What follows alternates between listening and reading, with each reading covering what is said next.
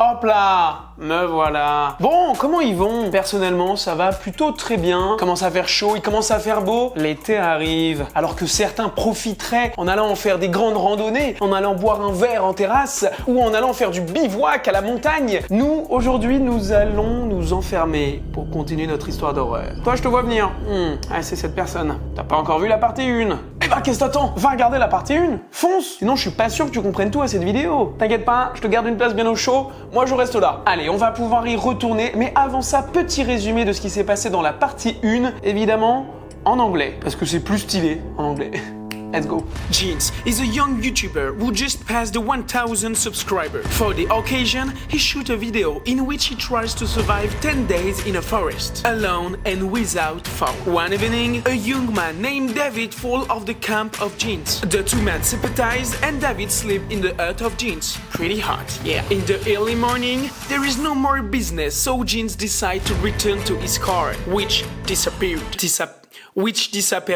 Bon, vous avez compris quoi, hein? Trying to reach the nearest village, he breaks his ankle and punctures his eye. Fortunately, he meets Pascal, a local hunter, and hosts him. Before going to bed, he tells her a story about a fire that took place a few years before. Jeans se réveille, il a passé la nuit sur un banc qui faisait guise de lit, donc le réveil est plutôt brutal. Malheureusement, Pascal a une très mauvaise nouvelle à lui annoncer. Bon, désolé, hein, je pourrais pas te descendre, ils ont pas dégagé la route. Ok, bah faut que j'aille à tout prix en tout cas. Je vous enverrai de l'argent pour la nuit. Tu plaisantes ou quoi? Pas besoin d'argent. Attends, bouge pas. Tiens. Ça te servira. Merci, c'est trop gentil. De rien. Attends, mec, tu peux pas partir dans cet état. Je crois que j'ai...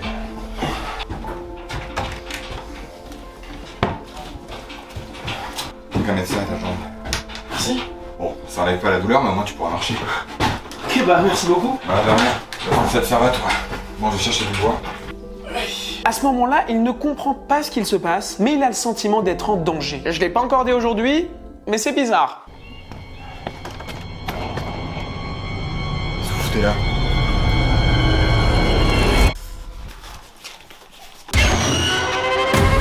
Tu vas me répondre, oui?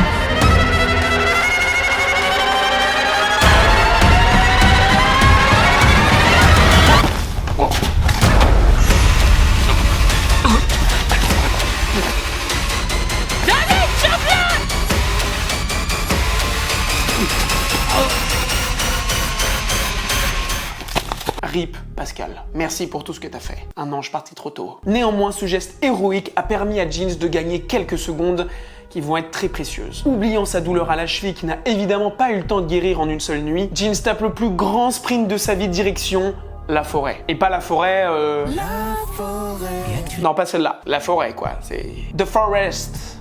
Ouais, l'anglais, faut arrêter. La chasse à l'homme débute. Jeans essaie de se cacher tant bien que mal. Mais il a tellement mal que... Voilà. Mais le mec galère, quoi.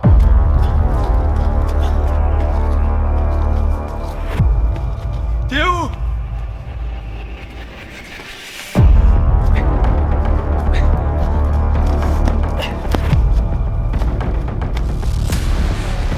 T'es où?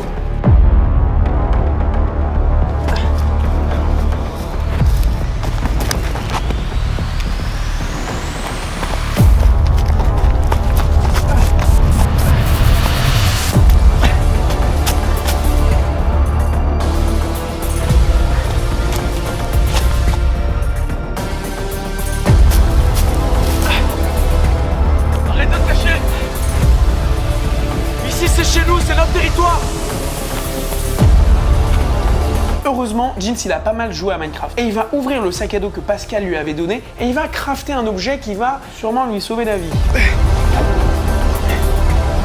Je vais te tuer!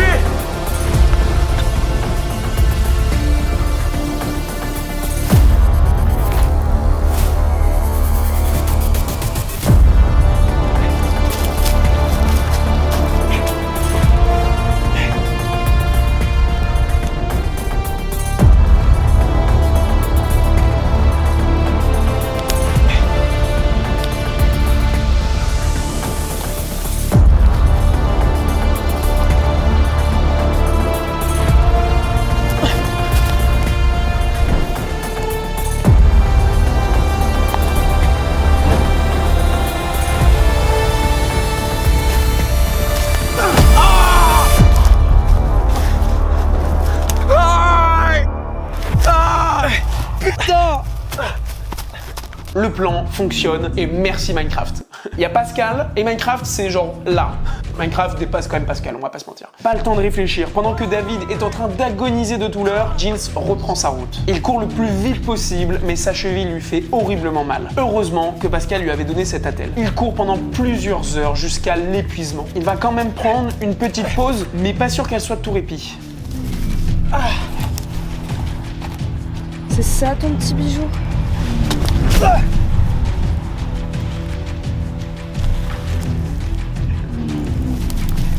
Alors l'histoire, elle aurait pu s'arrêter là. Jean se fait buter et basta. Mais non, non, non, le pire reste à venir. Vraiment. Il se réveille dans un endroit totalement inconnu.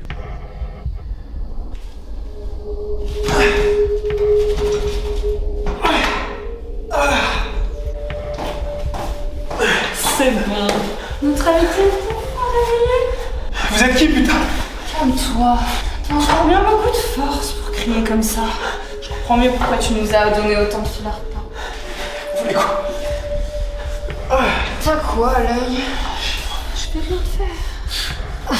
Je veux juste changer ce qu'il y a dans tes yeux. Nous allons t'offrir toutes les réponses de ce monde et changer ta haine en amour. David, amène le couteau. David, fais pas ça.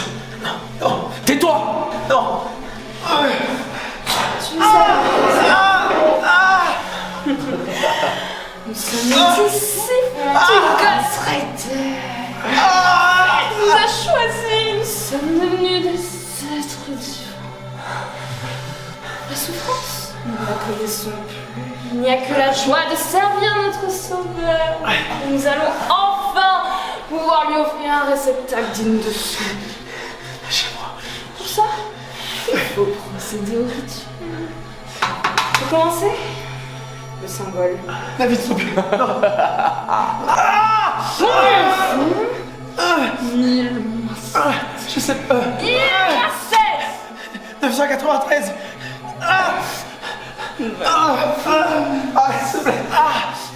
Mais combien fait 993 moins 7? 984.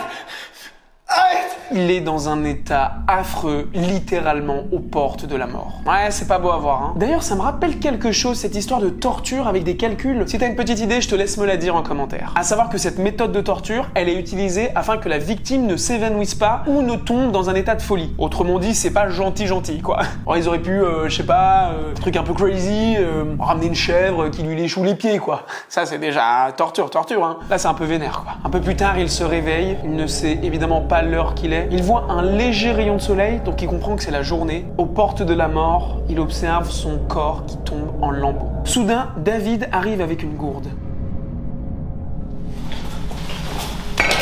Tiens.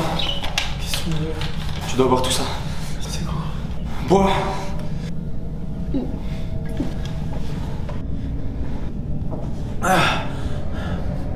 Libère-moi. Je peux pas. Je vais mourir.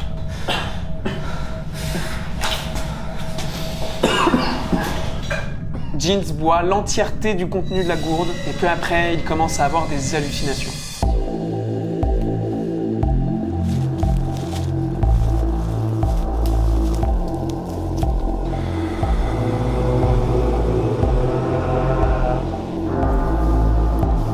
Pourquoi t'es venu? J'étais tranquille, moi. J'étais tranquille. C'est à cause de toi que je suis mort. C'est toi qui aurais dû être à ma place.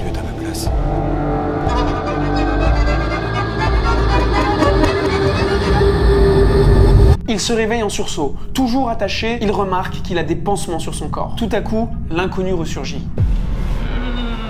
Tu es enfin réveillé. La première étape est un succès. Nous allons pouvoir enchaîner. Les hommes ont tous souffert dans l'histoire. Et il fait souffrir tout ce qu'il touche. Mais nous allons apporter une nouvelle ère à l'homme. Un monde sans souffrance. Et toi, tu seras le premier à vivre ce miracle. David, nettoie ses blessures.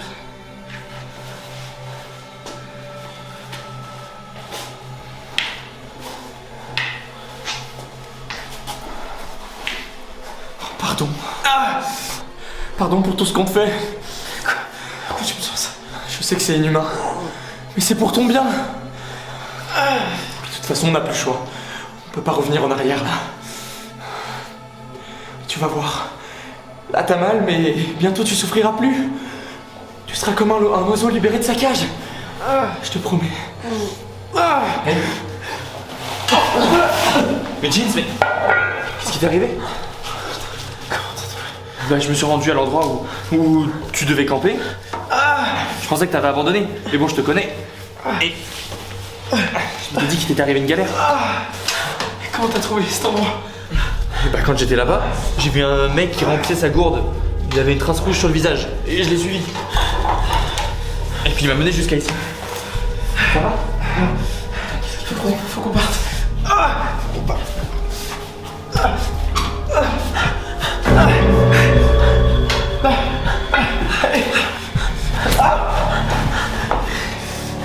Franchement, tu pensais vraiment que la venue de ton petit camarade allait changer quelque chose?